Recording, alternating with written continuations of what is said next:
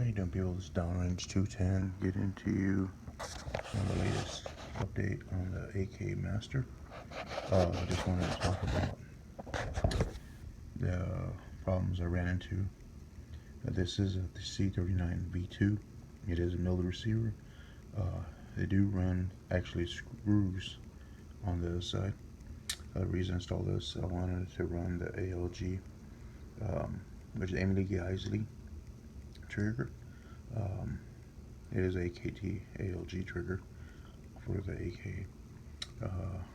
Problems I had is, first of all, when you tighten the screws,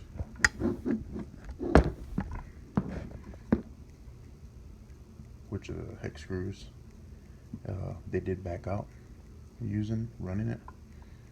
Did tighten it, and it squeezing the carrier, the receiver, and caused the bolt to start binding a little bit.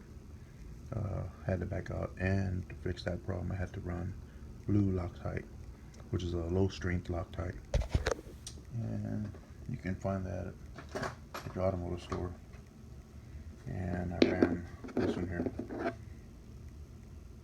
which is a Puntex Stud Locker blue, and it should hold it pretty good. Don't tighten them too tight. What I did is, one at a time, tighten the screw up and play with your bolt carrier until it started just to snug a little bind, and I just barely backed it off of here. Ran blue Loctite on both screws, and that should fix the problem. The second problem I had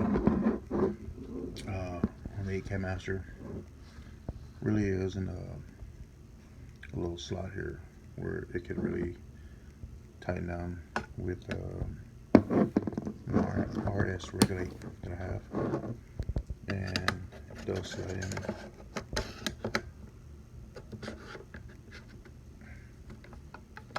And I have the little kind of tighten it pretty tight, snap it in, and that fixed the problem.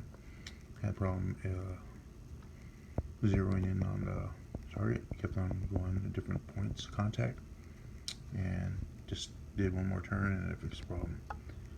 Had it snug and it came loose, so it wasn't snug enough, but it works now fine.